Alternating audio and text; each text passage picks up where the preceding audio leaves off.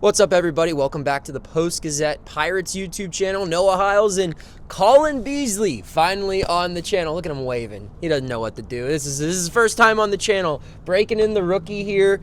Completes his first homestand on the Pirates beat. Pirates take 2 of 3 games from the Cardinals, capped off by an exciting, we could say exciting, it was something, a 2-1 win in 13 innings here Wednesday afternoon at PNC Park. Colin, before we get into this one, first homestand on the big league beat. How was it? It was something I've always wanted to do, and something that I am really happy with how it went. I felt like I got more comfortable at PNC Park as time went on. Everyone's been super nice to me. Noah, you've been great to me, and I've really enjoyed my first couple days on the Pirates beat. Yeah? The baseball part has been interesting, but it's been very, very good. You know, the baseball has been interesting, as has the advertisement part, the brick part, the attendance part, the owner part. But we're going to talk about baseball here today. So we've got 3 takeaways from the series, like we always do. First takeaway, Colin, I'll let you pick. Where do you want to start this one? I'm going to start with the positive. I want to start with the pitching. I felt like the pitching in the St. Louis series was really, really good. Yeah. Carmen Mlodzinski and Thomas Harrington were excellent on Monday.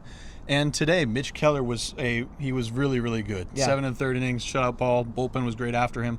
The fact that the only negative thing you can say about Pirates pitching in this series was Paul Skeens, that's overall a pretty good thing.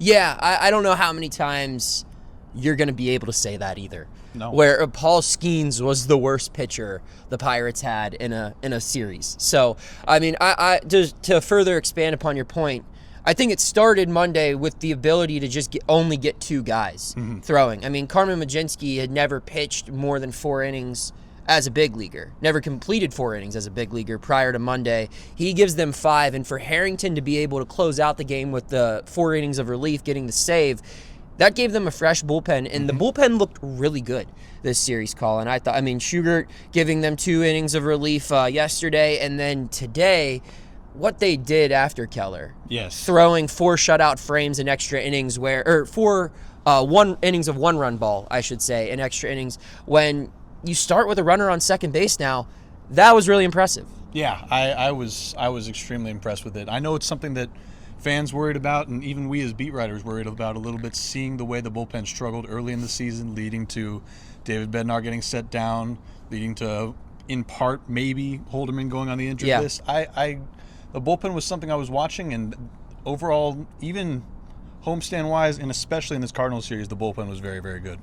I'll take number 2 Yep. then. So we'll go with the offense. That was not good. For as good as the pitching looked against the Cardinals, which, again, we forgot to note, the Cardinals entered this series with the best batting average and best on-base percentage in Major League Baseball. I know it's early, but they had been doing well offensively prior to coming to this ballpark, and the Pirates, for 2 out of 3 games, pretty much shut them down. So that should be noted. Now, the Cardinals, who entered this series with the worst ERA, team ERA in baseball, 6.01 before the start of the series, shut the Pirates down offensively in 2 of these 3 games. Yesterday, Tuesday, they scored a couple of runs late, but for the first 8 innings of that one, they had 1 run on 3 hits, I believe. And then today, they didn't score their first run till what, the 11th inning? 12th inning. 12th inning. And they won the game 2-1 in 13 innings. They were getting no hit for the first 6. 7. It just blows my mind. What's got to happen for these bats to get going? Well, yeah, I wrote about this in my game story. You're not going to win very many games if you don't score a run until the 12th inning. Right. Scoring in the first 9 innings, something that blatantly obvious, just has to happen. I don't really know exactly what it is. I know that Brian Reynolds being healthier will be something that's key. O'Neal Cruz was out of the lineup today. That's not a major thing, we've been told, but having him in the lineup will be good.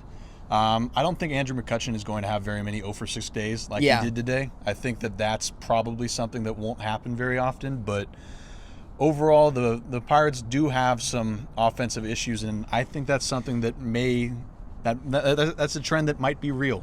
Yeah, I wrote about this in a story that's going to run Thursday. I remember last year at this time, or last April, I should say, when the offense was off to a slow start, everyone was blaming Andy Haynes. It was Andy Haynes' fault. It's the hitting coach's fault. Was it Matt Haig's fault now? Or is it maybe just the lineup? Or are these guys just maybe not up to speed against the game's best pitching, or not even the game's best pitching, but pitching at the game's highest level. I think that might be the harsh reality here. And if that is the case, I don't know what the fix is. I think, like Colin said, if this team gets healthier, the offense will be better. They're definitely missing Nick Gonzalez. They're definitely missing games where Andrew McCutchen and Brian Reynolds are both in the lineup at full health. They're missing Spencer Horwitz simply because I think he's a better hitter than guys like Alexander Canario or Emmanuel Valdez or Z Chang. And no offense to those guys, it's just that's what the Pirates value him to be. He's a better big league bat. So once they get those guys back, sure, the offense might be better, but when are they coming back? We don't know. Brian Reynolds just started throwing a baseball again today. So he's going to need some time before he can be a full complementary player again. Spencer Horwitz is still probably a week or two away from beginning a rehab assignment. And that's not going to be a short rehab assignment because he missed all of spring training. Nick Gonzalez is only putting partial weight on his broken ankle right now. And granted, I think Gonzalez could probably be back a lot faster than what some people expect, but they need him. The middle of the lineup is not producing runs. The top of the lineup, especially the top part of the order, I believe after this game is 7 for 51 through their first, 13 games now, with 18 strikeouts, only 8 walks. It doesn't matter what Reynolds and Cruz are able to do if guys in front of them aren't on base, creating run opportunities. It doesn't matter how well they steal bases if guys aren't getting ahead in counts and getting on bases and creating base-stealing situations like we saw them do in Miami. So, yeah, there is a lot to improve offensively. I will say, and this can kind of transition us into our final point, despite all of the bad things that were there to say, it has looked better this homestand compared to the first 7 games on the road. In Miami, I mean, they scored some runs, but that was against some bad pitching. And Tampa Bay shut them down for the first 2 of those 3 games. I thought they hit the ball decent against the Yankees, especially against the Yankees starters. And then here, I mean, Monday they scored, 8 runs? 8 runs. And today wasn't good. Yesterday wasn't particularly good, but I think today was a little bit of a reflection of how they can win games, maybe not dragging it out to 13 innings, but by playing better defense, by getting a good quality start from the rotation, you're going to have a chance. It's just executing better at the plate. So I guess now, Colin, as we transition into the final point here, can they build off of this momentum? While it feels like this was a bad homestand, in reality, they split. They went 3-3. They took 2 of 3 from the Cardinals. They lost 2 of 3 against the Yankees.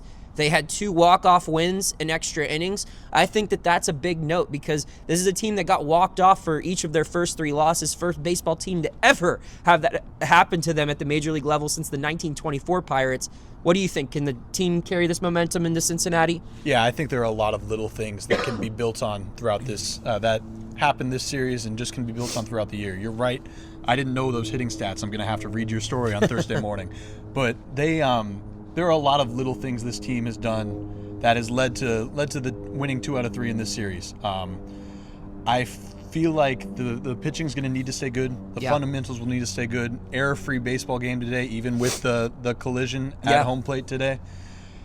Basically, that's going to be the blueprint for the Pirates to win games this season. You need good pitching. You're not always going to get 7 1/3 shutout innings from Mitch Keller or from anyone, but you need to be keeping it to 2, 3, 4 runs, which I think can be doable with some of the pitching they have. You need to play error-free baseball.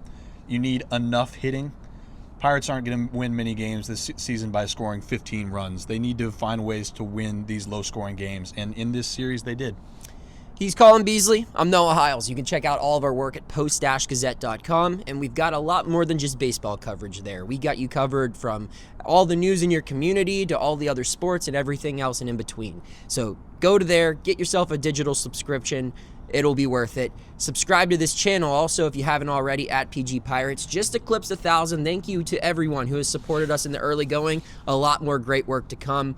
We are heading home. Off day tomorrow. And then Cincinnati in the weekend. We'll see you then.